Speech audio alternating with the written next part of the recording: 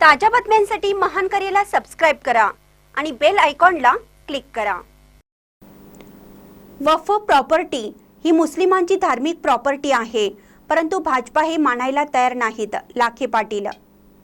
वक्फ सुधारणा कायद्याच्या विरोधात जालन्यात गुरुवार रोजी रात्री 9 वाजता मुस्लिम पर्सनल लॉ बोर्डच्या वतीने परिसंवाद कार्यक्रमाचे आयोजन करण्यात आले होते। यामध्ये वक्फ म्हणजे काय, वक्फ संशोधन कायद्यामध्ये काय सुधारणा आहेत, या कायद्यामुळे लाभ कुणाला व हानी कुणाची होणार इत्यादी बाबींवर सत्य जाणून घेण्यासाठी वक्फ संशोधन कायदा म्हणजे वाळवंटातील जलभ्रम या शीर्षकाखाली परिसंवादाचे आयोजन करण्यात आले होते। या कार्यक्रमामध्ये उपस्थितांना संबोधित करताना शिवसेना ठाकरे गटाचे संजय लाखे पाटील म्हणाले, पाशवी बहुमताच्या जोरावर टीडीपी चंद्रबाबू नायडू यांना मोठे पॅकेज देऊन हा वक्फ संशोधन कायदा आणण्याचा प्रयत्न केला।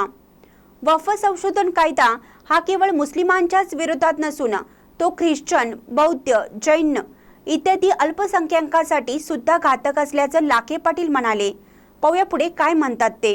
ज्या पद्धतीनं 2 दिवस संसदेमध्ये चर्चा चालली, तर जसं आपल्या सगळ्याच्या माहितीसाठी अनेक लोकांना माहित असेल, एकही दिवस एकही मिनिट देशाचा पंतप्रधान संसदेमध्ये उपस्थित राहिला नाही किंवा विरोधी पक्षाने जे काही आक्षेप याच्यावर उपस्थित केले 40 पेक्षा जास्त, त्याचं उत्तर देणं हे देशाचा पंतप्रधान म्हणून माझी जबाबदारी आहे असंही नरेंद्र मोदी यांना वाटलं नाही। इतका बेफिकीर प्रकारचा पंतप्रधान या देशाला लाभलाय आणि हे देशाचं दुर्दैव आहे, हे या ठिकाणी मी आपल्याला नमूद करतो। पण प्रश्न फक्त मुस्लिम समाजाचा नाही, उद्या आज मुस्लिम आहेत, उद्या अल्पसंख्याक म्हणून बौद्ध असतील, ख्रिश्चन असतील, जैन असतील आणि त्यानंतर हिंदू धर्मातल्या जाती घटक असतील। पण पुलवामा झालं, अतिशय पहलगाम, अतिशय दुर्दैवी घटना आहे। तो त्या दिवशी टॅगलाईन काय केली, उन्होंने धर्म पूछा, आणि यांनी काय आता कार्यक्रम केलाय, अभी जात पूछने के लिए गाव गाव जा रहे। उद्या जो आघात होणार आहे तो जाती जातीमध्ये जे लोक आहेत, आणि त्याची सुरुवात महाजन नावाच्या एका भ्रष्ट व्यक्तीने केली की तो शरद पवारांची मुंज झाली का, हे या ठिकाणी विचारतोय। म्हणून हा प्रश्न देशाच्या एकतेचा आणि अखंडतेचा हे या ठिकाणी लक्षात घेतलं पाहिजे।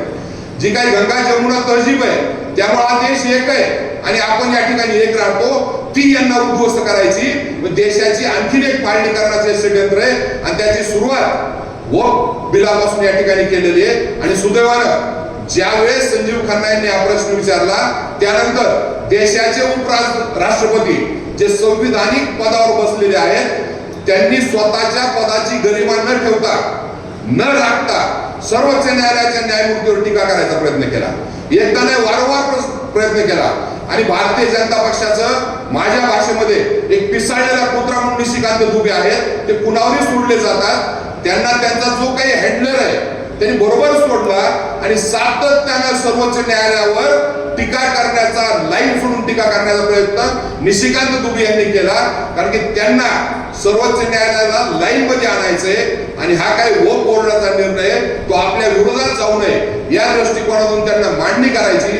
म्हणून सर्वोच्च न्यायालयासारख्या घटनात्मक संस्थेवर सुद्धा आरोप करायला कमी पडत नाहीत, कमी करत नाहीत, कारण की त्यांना हे पक्क माहिती आहे की संसदेमध्ये जो कायदा आपण केलेला आहे तो भारतीय संविधानानुसार हा कायदा नाहीये, भारतीय घटनेप्रमाणे हा कायदा नाहीये। आणि जे काही बेसिक स्ट्रक्चर आहे केशवानंद भारती खटल्यामध्ये घालून दिलेलं, त्याचा हा पूर्ण व्हायोलेशन करणारा कायदा आहे, हा कुठेही टिकू शकत नाही। म्हणून आपल्याला माझी विनंती आहे की फक्त मुस्लिमांसाठीच हा काही या ठिकाणी केंद्र सरकार करतंय, हा समज डोक्यातून काढून टाका। यांचा आघात हा प्रत्येकावर होणार आहे आणि त्या दृष्टिकोनातून आपण आजपासूनच एक बांधणी अशी केली पाहिजे की जे जे टार्गेटेड वर्ग आहेत त्या सगळ्या वर्गाला एकत्र घेऊन हा लढा उभारला पाहिजे। संसदेत सुद्धा आणि राज्यसभेत सुद्धा आम्ही मुस्लिम समुदायावर होतो आणि रस्त्यावर सुद्धा जी लढाई या राज्यामध्ये किंवा देशावर लढली जाईल त्यामध्ये आम्ही तुमच्या बरोबर आहे, एवढंच सांगण्यासाठी मी या ठिकाणी आलेलो आहे।